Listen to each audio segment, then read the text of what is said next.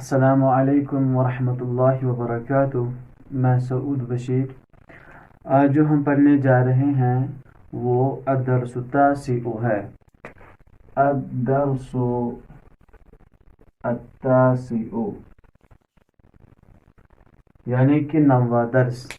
ہم نے اس درس پر پہلے ہی ایک کلپ بنائی ہے جس میں نے کچھ جو قاعدے ہیں وہ بھی بیان کیے تھے کہ جو مبتدا ہے، خبر ہے، ضمیر ہے، اسم علم ہے، ان کی میں نے وضاحت بھی کی تھی، اور ہم نے یہ بھی جانا تھا کہ مبتدا اور خبر کے لیے کیا کیا شرطیں ہیں۔ آج جو ہم ایک اور قاعدہ پڑھنے اور سیکھنے جا رہے ہیں جو اسی درس میں ہے، اس کا نام ہے المرکب التوصیفی۔ المرکب التوصیفی بھی کہتے ہیں اور المرکب الوصفی بھی کہتے ہیں۔ المرکب التوصیفی یا اس کا دوسرا نام ہے المرکب الوصفی۔ آج ہم جانیں گے اور سمجھیں گے کہ یہ کون سا مرکب ہوتا ہے۔ ٹھیک ہے، پہلی بات آپ جانتے ہیں کہ اس کا نام ہی ہے مرکب۔ مرکب کا مطلب ہوتا ہے جہاں پہ کم از کم 2 کلمات ہوں۔ ایسی عبارت، ایسی بات جہاں پہ کم از کم 2 کلمے ہوں، ان 2 کلموں کو ہم مرکب کہتے ہیں۔ اور توصیفی ہو یا وصفی ہو، اصل میں ہے توصیفی کہتے ہیں وصف یوصف توصیفا، کسی چیز کی صفت بیان کرنا، کسی چیز کا وصف بیان کرنا، کسی کی خصوصیات، تعریفات بیان کرنے کو ہم توصیف اصل میں عربی میں کہتے ہیں، باب تفعیل سے ہیں۔ ٹھیک، توصیفی۔ اب ہم یہ جانیں گے کہ مرکب توصیفی میں یہ کون سا مرکب ہوتا ہے۔ یہ وہ مرکب ہوتا ہے جس میں موصوف اور صفت پائے جاتے ہیں۔ موصوف اور صفت، جس مرکب میں موصوف اور صفت کو پایا جائے اس مرکب کو مرکب توصیفی کہتے ہیں۔ پہلی بات میں نے تعریف کر دی، مرکب توصیفی کسے کہتے ہیں؟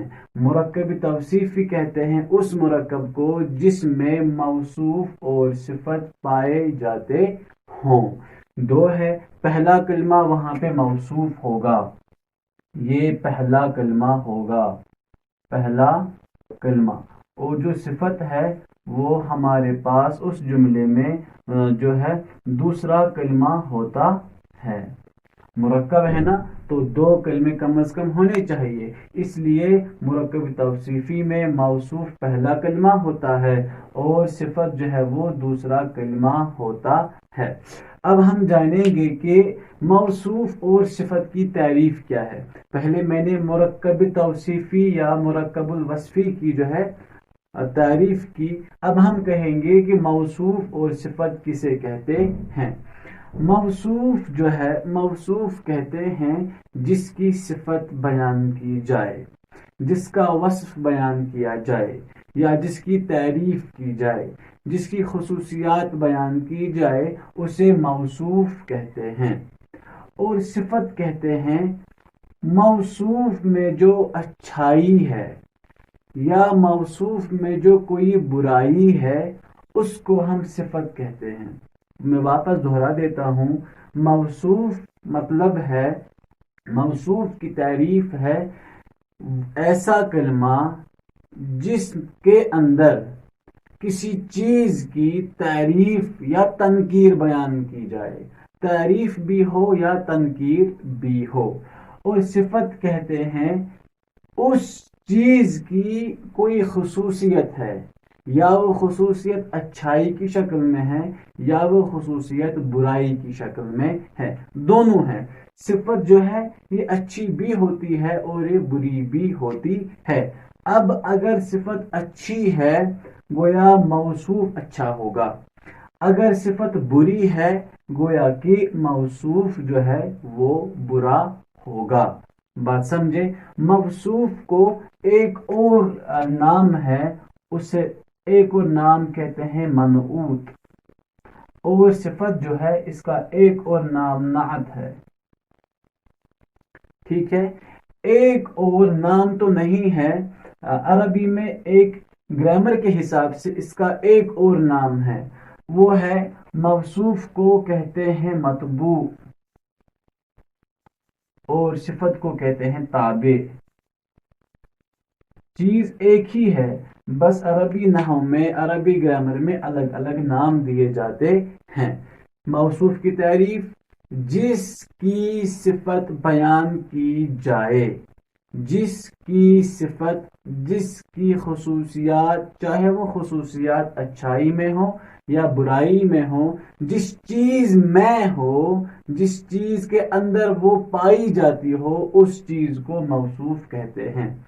और उस मौसूफ में जो अच्छाई हो या बुराई हो, उस अच्छाई या बुराई जो उस मौसूफ के अंदर पाई जाती हैं, उसे सिफत या नात या ताबे या वस्फ भी कहते हैं। ठीक है, अब मैं आपको कुछ मिसालें देता हूं कि ठीक है। हाँ, मिसालों से पहले हम ये समझेंगे कि मौसूफ और सिफत में क्या क्या कायदा जारी होता है। मैं यहीं पे रख देता हूं, आप देखिए। पहले रूल क्या है, पहले अरबी में, उर्दू नहीं अरबी में, पहले अरबी में मौसूफ आता है, फिर सिफत। ठीक है, नंबर एक, पहले मौसूफ आता है फिर सिफत आती है। सबसे बड़ा कायदा, सिफत मौसूफ के ताबे होती है, सिफत मौसूफ के ताबे होती है। ताबे असल में कहते हैं अंडर, किसी चीज के मातहत। सिफत जो है ये मौसूफ के मातहत होती है, किस लिहाज में, एराब के हिसाब से। किस हिसाब से, एराब के हिसाब से। अब देखिए यहाँ पे असल में जो रूल है इसका वो ये है कि आपको मैं समझाऊंगा पहले एक मिसाल से। एक बाबा हैं, फादर एक हैं, ठीक है, उसके दो बेटे, एक का नाम मिसाल के तौर हम रखते हैं हामिद है, और दूसरा है उसका नाम यूसुफ है। दो बेटे हैं, एक फादर है, उसके दो बेटे, एक का नाम हामिद, दूसरे का नाम यूसुफ है। जब सुबह दोनों हामिद और यूसुफ स्कूल निकलते हैं, बाबा क्या करते हैं, बाबा हामिद को भी 5 रुपए देते हैं मसलन मिसाल, और यूसुफ को भी 5 रुपए देते हैं, जिससे हामिद और यूसुफ आपस में लड़ते नहीं है। क्यों? दोनों बच्चों को वालिद साहब ने, बाबा ने 5-5 रुपए दिए हैं। अब अगर वालिद साहब हामिद को देंगे 10 रुपए और यूसुफ को देंगे 5 रुपए, क्या बाबा ने इंसाफ किया? नहीं किया। क्यों? हामिद और यूसुफ दोनों भाई हैं, उनके बाबा एक हैं, स्कूल भी इकट्ठे जाते हैं। अगर हामिद को 10 रुपए तो यूसुफ को भी 10 रुपए ही देने हैं, मतलब कि बाबा ने इंसाफ से काम नहीं लिया। अब उल्टा, अब अगर बाबा ने हामिद को 5 रुपए दिए और यूसुफ को 10 रुपए दिए, क्या सही किया? नहीं किया। क्यों? वापस जो हामिद को देना है वही पैसे यूसुफ को भी देने हैं। क्यों? ये भाई हैं, स्कूल इकट्ठे जाते हैं, काम सब कुछ इकट्ठे है। अगर हामिद को 5 रुपए तो यूसुफ को भी 5, अगर हामिद को 10 तो यूसुफ को भी 10 रुपए देने हैं, अगर हामिद को 20 तो यूसुफ को भी 20 रुपए देने हैं। गोया कि जो हामिद को मिलेगा वही यूसुफ को भी मिलना चाहिए। बराबर ऐसी ही बात है कि जो मौसूफ और सिफत होते हैं, ये दो भाई समझ लीजिए। क्या है कि जो एराब मौसूफ पर आएगा या दिया जाएगा, वही एराब सिफत पर भी दिया जाएगा। अगर मौसूफ पर दो पेश आएंगे صفت پر بھی دو پیش دیے جائیں گے۔ اگر موصوف پر الف لام ہے صفت پر بھی الف لام دیا جائے گا۔ اگر موصوف مذکر ہے صفت بھی مذکر آئے گی، صفت بھی مذکر آئے گی۔ اگر موصوف واحد ہے صفت بھی واحد آئے گی۔ ایسی ڈیٹیل میں یعنی کہ جو اعراب موصوف کو دیا جائے گا وہی اعراب صفت کو بھی، کیوں آپ سمجھ لیجئے موصوف اور صفت آپس میں بائی بائی ہیں، اگر موصوف کو دو پیش صفت کو بھی دو پیش دینے ہیں۔ اب آپ نے یہ سمجھ لیا، یہ ایسے ہی ہے۔ مثال دیکھیے، آپ کو میں کہوں گا بیتن جمیلن، بیتن جمیلن، اس کا ترجمہ ہے ایک خوبصورت گھر۔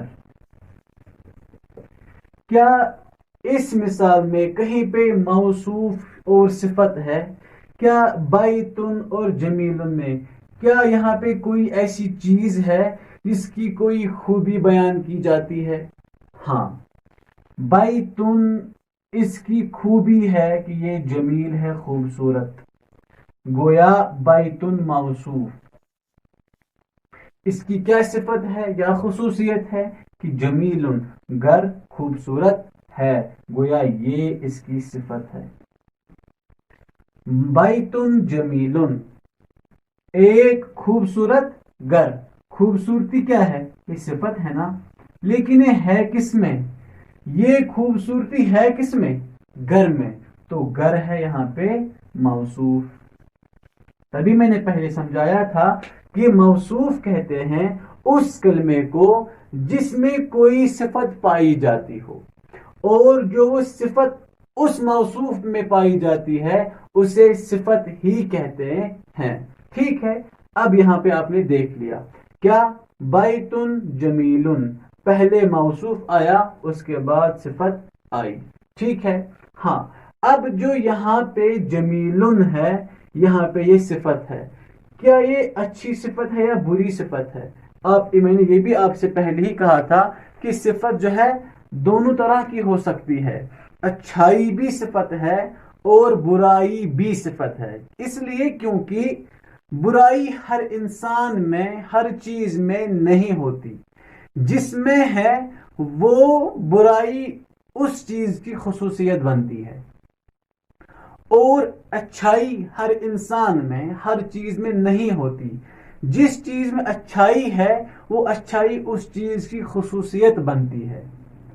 مثال آپ کو میں کہوں گا، مثال سمجھ لیا آپ نے، آپ کو میں کہوں گا ولدن شریرن،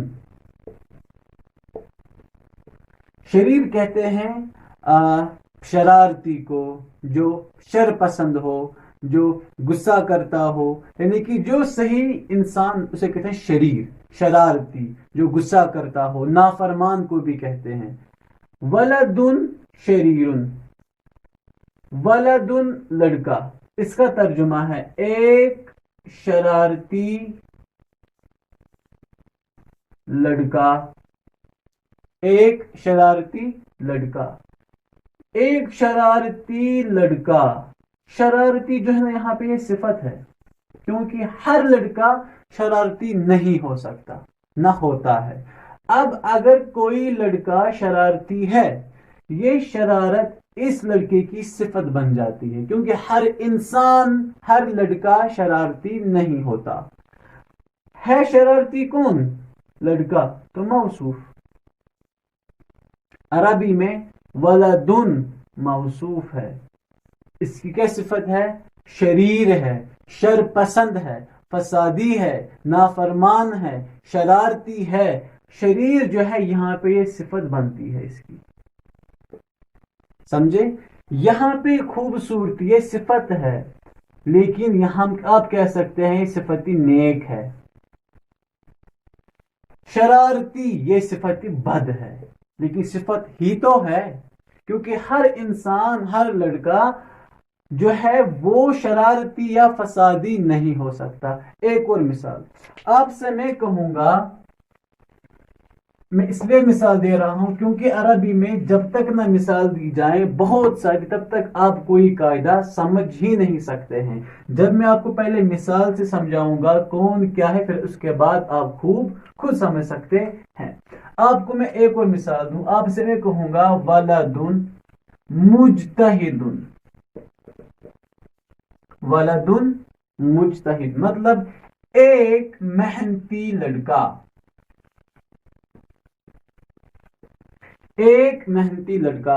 سب محنتی نہیں ہوتے. اب جو ہے، اب یہ محنتی جو ہے اس لڑکے کی صفت بنتی ہے. یہ محنتی ہے کون؟ لڑکا. تو لڑکا موصوف کہلائے گا. آسان ہے نا. اب یہاں پہ جو صفت ہے نیک ہے یا بد ہے، اچھائی ہے یا برائی ہے، تعریف ہے یا تنکیر ہے. تعریف کہتے ہیں اچھائی بیان کرنا اور تنکیر کہتے ہیں برائی بیان کرنا. ٹھیک ہے. اب یہاں پہ صفت ہے یہ نیک ہے. نیک مطلب اچھی صفت، اچھائی بیان کر رہے ہیں کہ لڑکا محنتی ہے. یہاں پہ تھا ایک شرارتی لڑکا. شرارتی بھی صفت ہے لیکن یہاں پہ محنتی نیک صفت ہے، شرارتی یہاں پہ بد صفت ہے، بری صفت ہے، لیکن صفت ہی ہے. سمجھ گئے؟ آسان ہے. عربی میں پہلے موصوف آتا ہے، اس کے بعد صفت آتی ہے. دیکھیے ولدن یہاں پہ موصوف ہے، اس کی صفت کیا ہے کہ وہ مجتہد، محنتی ہے، ہارڈ ورکنگ ہے. یہ آپ نے سمجھ لیا مثالوں سے کہ کس چیز کی کیا تعریف ہے. پہلی بات، عربی میں پہلے موصوف آتا ہے اس کے بعد صفت آتی ہے. ہر جگہ آپ دیکھیں گے پہلے موصوف آیا اس کے بعد صفت آئی ہے.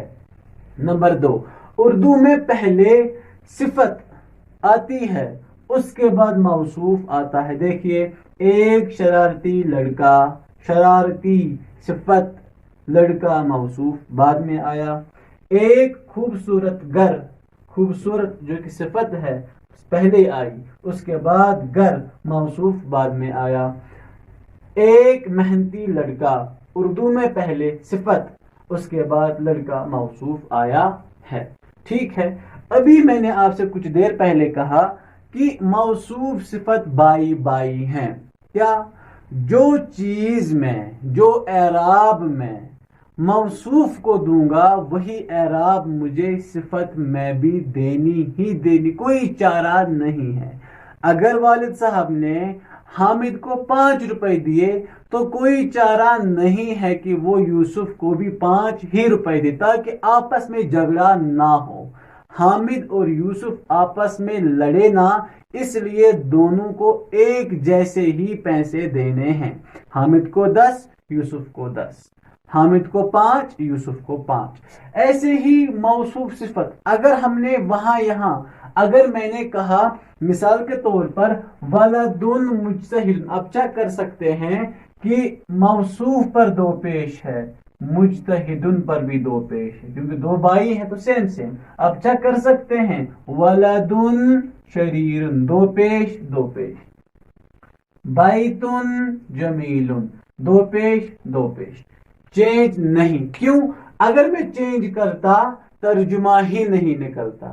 مطلب یہ آپس میں لڑتے، موصوف صفت آپس میں لڑتے، ہم اس کا ترجمہ ہی نہیں کر سکتے تھے. مثال اگر میں یہاں پہ کہتا ولدن مجتہدن، میں 2 زبر دیتا، موصوف پر 2 پیش، صفت پر 2 زبر، آپس میں جھگڑا ہوا نا. اس کو ہم نے 2 پیش دیے ہیں، اس کو میں نے 2 زبر دیے. کہاں صحیح ہے؟ By by. ابھی میں نے کہا حامد اور یوسف سیم. اگر میں کہتا بیتن جمیلن، میں 2 زیر دیتا، پیش کہاں زیر کہاں. میں کہتا ولدن شریرن کی جگہ ولدن شریرن، شریرن یا اشریری یا اشریرو، کچھ بھی کہتا. بس ایک بات یاد رکھنی ہے کہ لیکن صفت جو ہے وہ اصل قاعدہ میں آپ کو سمجھا رہا ہوں. یہ تو میں آپ کو مثال دے رہا ہوں کہ لڑائی کرتے ہیں، اصل میں یہ نہیں ہے، لڑائی نہیں کر سکتے. آپ کو سمجھا رہا ہوں کہ جو آپ صفت کو اعراب دیتے ہیں، جو آپ موصوف کو اعراب دیتے ہیں، وہی اعراب آپ کو اس صفت کو بھی دینے ہیں. اصل میں قاعدہ یہ ہے، لڑائی نہیں کرتے. اچھا، قاعدہ کیا اصل قاعدہ ہے صفت موصوف کے تابعہ ہوتی ہے، جو یہاں ہم نے لکھا بھی ہے. صفت موصوف کے تابعہ ہوتی ہے، مطلب کہ جو صفت ہے یہ نقل اتارتی ہے اپنے موصوف کی، یعنی کہ یہ دیکھتی ہے، صفت دیکھتی ہے کہ جو میرا موصوف ہے اس پر اگر دو پیش ہے تو صفت جو ہے وہ دو پیش مانگتی ہے اور ہم اسے دو پیش دے دیتے ہیں. حامد نے دیکھا یوسف کو 10 روپے دیے گئے ہیں، تو حامد کہتا ہے بابا سے مجھے بھی 10 روپے دو. ٹھیک ہے نا؟ ایسے ہی اگر صفت نے دیکھا کہ موصوف جمع ہے، صفت ہم سے مطالبہ کرتی ہے مجھے بھی جمع لے آؤ. ٹھیک، صفت نے دیکھا موصوف جو ہے اس پر 2 زبر ہیں، صفت ہم سے مطالبہ کرتی ہے مجھے بھی 2 زبر دو. اسی لیے اصل قاعدہ ہے صفت موصوف کے تابعہ، تابع کہتے ہیں انڈر، ماتحت. یہ ماتحت ہے، جو اعراب موصوف پر ہوگا وہی اعراب صفت پر بھی دی جاتی، کیونکہ یہ اس کے تابع انڈر ہے نا، اس لیے جو اس کو دیا جائے گا وہ موصوف کے ماتحت جو صفت ہے اس کو بھی دیا جاتا ہے. اتنا ٹھیک ہے؟ اب دیکھو ایک اور مثال. آپ سے میں کہوں گا بنتن جمیلتن. بنتن جمیلتن، اس کا ترجمہ ہے ایک خوبصورت لڑکی. ایک خوبصورت، یہ کیا ہے؟ صفت. یہ ہے کون خوبصورت؟ لڑکی. لڑکی پھر موصوف. عربی میں بنتن موصوف، جمیلتن صفت. میں نے یہ مثال کیوں دی؟ اس لیے دی جو اعراب اس پر دو پیش ہے وہی صفت پر بھی ہم نے جان لیا. میں نہیں کہہ سکتا ہوں بنتن جمیلن، یہ مجھے سکھانا ہے. ہم نہیں کہہ سکتے ہیں بنتن جمیلن، اگرچہ اعراب برابر ہیں، اگرچہ دو پیش موصوف پر بھی ہیں، صفت پر بھی دو پیش ہی ہیں، لیکن تو بھی لڑائی ہوئی. کیوں؟ اس لیے جو میرا موصوف ہے نا وہ مونس ہے، مطلب لڑکی. موصوف بنتن مونس ہے، اس کی جو صفت ہے نا وہ بھی مونس ہی آنی چاہیے. تبھی میں نے کہا ہر چیز میں، صرف اعراب زبر زیر پیش میں نہیں، ہر چیز میں یہ جو چیزیں بنتی ہیں نا کہ جن چیزوں میں موصوف صفت ایک جیسے ہونے چاہیے وہ چیزیں 10 بنتی ہیں.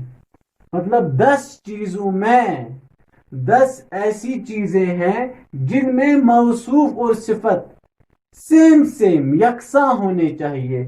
اگرچہ بنتن پہ دو پیش، جمیلن پہ بھی دو پیش ہیں، ہاں ہم کہیں گے اس چیز میں موصوف صفت نہیں لڑیں گے. کیوں؟ دونوں پہ پیش ہے. اب یہ لڑیں گے کس چیز پہ؟ موصوف مونس ہے اور صفت مذکر، جمیلن مذکر ہے، جمیلتن مونس ہے. اب آپ چیک کریں گے جمیلتن، اس تا نے مونس بتایا، اب صحیح ہے. یہاں پہ یہ بھی مونس ہے نا. بنتن موصوف ہے، مونس ہے. جمیلتن صفت ہے اور اس کی صفت بھی مونس ہے. اب لڑائی نہیں ہوگی. اگرچہ بنتن جمیلن، بنتن پہ دو پیش، جمیلن پہ بھی دو پیش، ہم کہیں گے دو پیش کو لے کر اس مسئلے پر، دو پیش کے مسئلے پر موصوف اور صفت نہیں لڑیں گے کیونکہ سیم دیا گیا ہے. اب اگر لڑیں گے وہ کس پہ لڑیں گے؟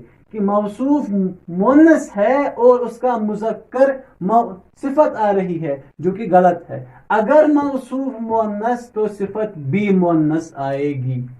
ایک اور چیز دیکھیے، ہم نہیں کہہ سکتے ہیں بنتن اگر ہم کہیں گے جمیلاتن دو پیش، یہاں پہ بھی دو پیش، یہ اس کی صفت مثال، یہ اس کی صفت بنے گی. بنتن جمیلاتن، بنتن موصوف مؤنث ہے، دو پیش نہیں لڑیں گے، اس چیز میں نہیں لڑیں گے. موصوف مؤنث، یہاں پہ صفت بھی مؤنث، نہیں لڑیں گے، برابر آ رہا ہے. بنتن موصوف، یہاں پہ واحد ہے، سنگولر ہے، جو صفت ہے اس پر بھی پیش، موصوف پر بھی پیش، صفت مؤنث، موصوف بھی مؤنث.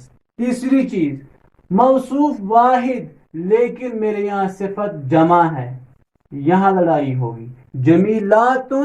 جمیلتن واحد ہے، اس کا جمع جمیلاتن ہے، اگرچہ مؤنث ہے لیکن جمع ہے. اب یہ واحد اور جمع کے بارے میں لڑیں گے. ہم نہیں کہہ سکتے ہیں بنتن جمیلاتن، اگرچہ زبر زیر ٹھیک ہیں، مذکر مؤنث ٹھیک ہیں، لیکن مسئلہ ہے یہ لڑیں گے کس کو لے کے کہ موصوف واحد ہے اور صفت جمع آ رہی ہے، یہاں لڑائی ہوگی. اس لیے یہ بھی غلط.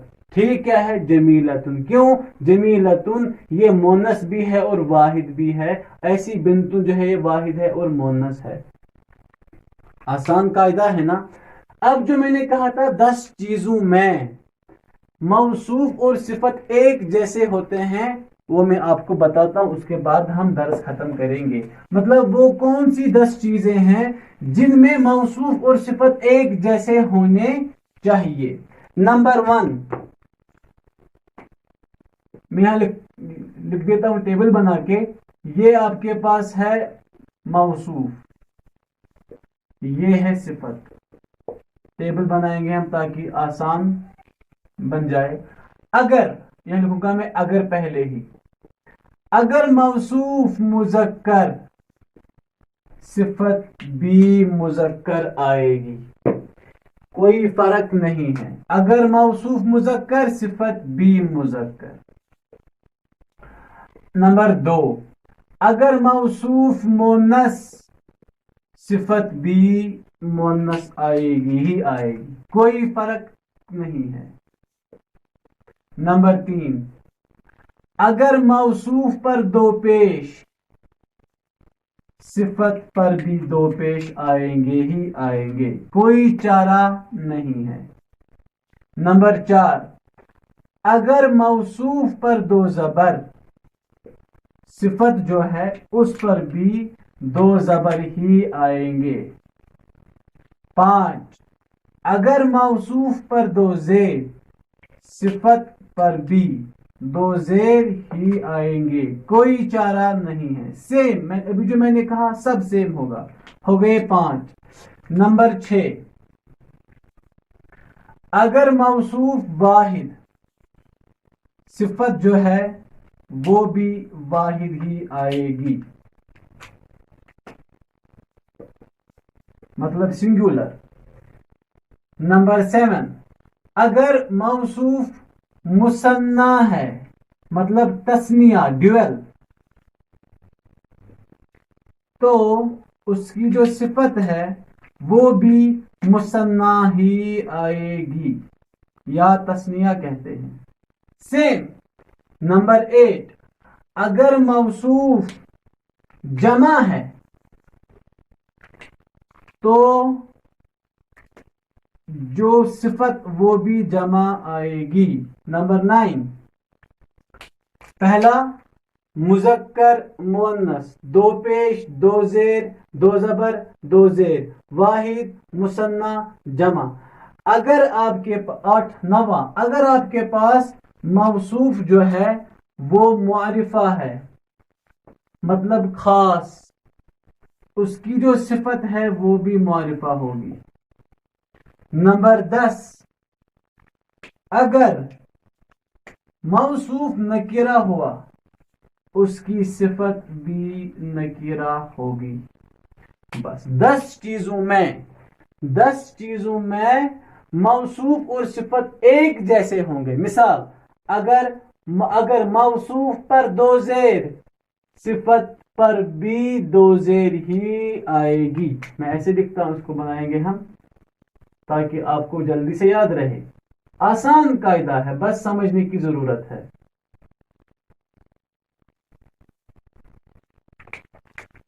اس کو آپ ایک بار یاد کیجئے گا. 10 چیزوں میں موصوف اور صفت جو ہے وہ سیم یکساں ہوتے ہیں، ان میں کوئی فرق نہیں ہوتی. جو میں نے آپ کو مثال دی، آپ ہر مثال میں دے سکتے ہیں. ہاں، یہ ایک بات میں اسی کے ساتھ درس ختم کرتا ہوں. 10 چیزوں میں تو ہے، لیکن ایک ہی مثال میں کوئی بھی مثال آپ لے سکتے ہیں، دیکھ سکتے ہیں. کسی بھی مثال میں ہر وقت 10 چیزوں میں مطابقت نہیں ہوگی، یکسانیت نہیں ہوگی، بلکہ ایک وقت میں 4 ہی چیزوں پر اتفاق ہوگا کہ موصوف صفت ایک جیسے ہوں گے. اگرچہ 10 چیزیں ہیں، لیکن ایک وقت میں، اسے کہتے ہیں بیک وقت اردو میں، بیک وقت، ایک وقت میں کسی بھی مثال میں آپ اگر دیکھیں گے، ہر مثال میں 10 ہی چیزیں نہیں مل سکتی ہیں، بلکہ 4 ہی چیزیں ہیں ان 10 میں سے جو ہم پاتے ہیں. مثال، یا تو وہ مذکر ہوگا وہ کلمہ، یا تو مؤنث ہوگا. دونوں نہیں ہو سکتے. گویا کہ مثال میں یا تو مذکر ہوگا موصوف یا تو مؤنث، دونوں نہیں ہو سکتے، 2 میں سے ایک ہو سکتا ہے. ایسے ہی یا اس پر ہوں گے 2 پیش یا 2 زبر یا 2 زیر، تینوں نہیں ہو سکتے. اگر موصوف پر 2 پیش ہے تب 2 زبر یا 2 زیر نہیں ہوں گے. ایسے ہی اگر وہ واحد ہوگا یا مثنیٰ یا تو وہ جمع ہوگا. ہر کلمہ ایک وقت میں واحد بھی مثنیٰ